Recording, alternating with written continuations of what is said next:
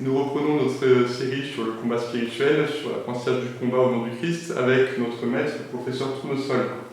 Aujourd'hui, nous prenons la première bande dessinée où il apparaît, dans le trésor de Rackham le Rouge, où il apparaît de façon assez incongrue. On ne devine pas du tout qu'il va devenir un ami de Tintin et Capitaine Haddock.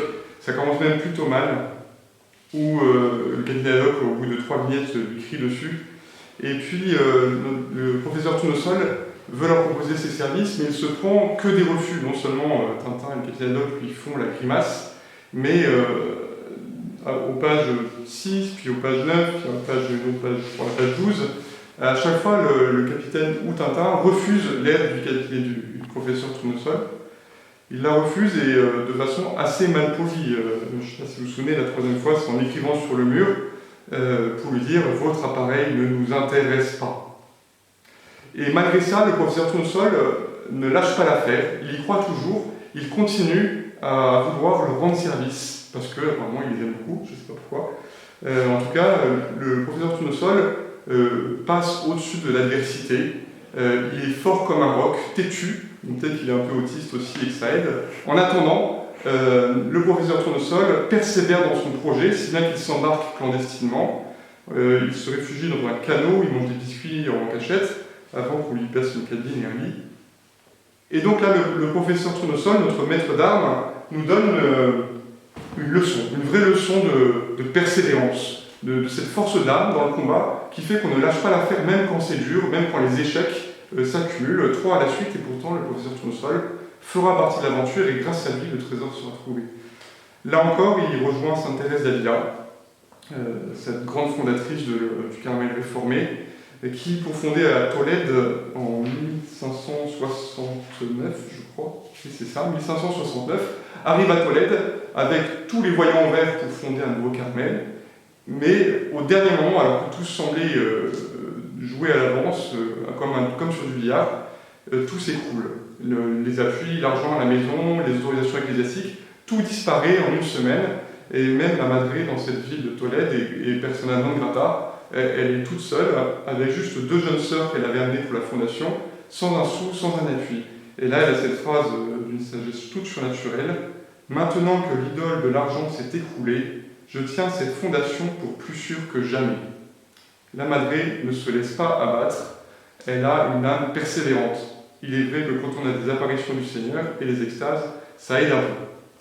Et donc, nous tombons sur cette vertu de persévérance, qui est une dimension indispensable pour mener le combat au nom du Christ. Il faut de la force d'âme, qui est d'abord le courage.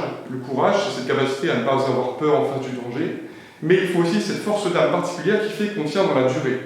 La persévérance est mise à l'épreuve par la durée, par la succession des obstacles, et par les échecs aussi, après lesquels on se relève. Vous voyez, en ce moment, il y a beaucoup de gens qui connaissent cette vertu de persévérance, ou qui du moins doivent la cultiver.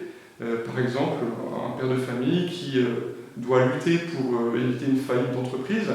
Là, c'est vraiment un combat de persévérance. Et remarquez bien que pour être fort dans ces moments-là, pour cultiver cette force d'âme, il faut revenir à la motivation, au but qu'on s'était fixé. Si je prends l'exemple de ce père de famille et chef d'entreprise, si son but ce n'est que avoir une entreprise qui marche, la persévérance va se retrouver sans ressources.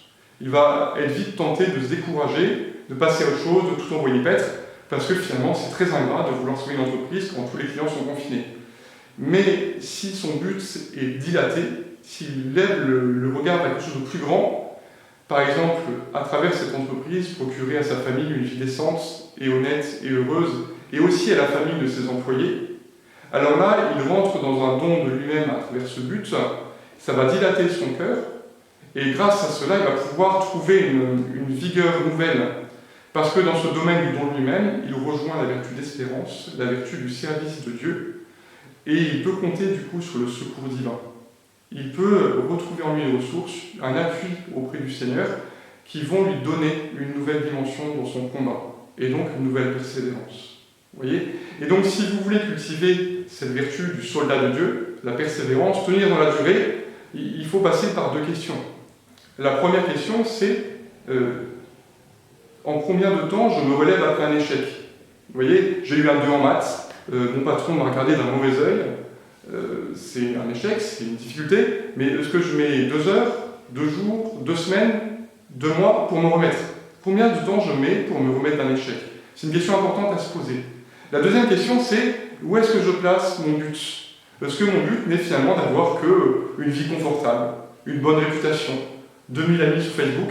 Est-ce que c'est ça mon but? Quelque chose d'assez tourné vers moi-même? Ou bien est-ce que je suis dans le don de moi-même, dans le service des plus petits, dans le service de mon pays, dans la recherche de Dieu? Si mon but est grand, alors j'aurai une grande force en moi, une énergie pour tenir bon. C'était la deuxième question. Et nous concluons, comme la dernière fois, en contemplant le Christ, le modèle d'espérance, le modèle de persévérance, qui, en portant sa croix de façon assez extraordinaire, est tombé. C'est déjà extraordinaire, mais surtout il s'est relevé 3 fois. On ne comprend pas bien pourquoi il s'est relevé, puisque c'était pour aller au calvaire, pour avoir quelque chose de pire que d'être écrasé par une croix par terre. Il s'est relevé à chaque fois, et il fallait qu'il y ait dans son cœur quelque chose de très grand, à savoir un amour pour son Père, et un amour pour nous, puisque à chaque fois qu'il s'est relevé, c'était pour nous servir, pour nous sauver, pour nous racheter sur le bois de la croix. Et donc, si nous voulons être persévérants en marchant dans ses pas, c'est par la méditation et la contemplation de notre Sauveur que nous trouverons. Voilà, je vous dis à bientôt pour le 3e épisode avec le professeur Tournesol, et je vous souhaite une bonne journée.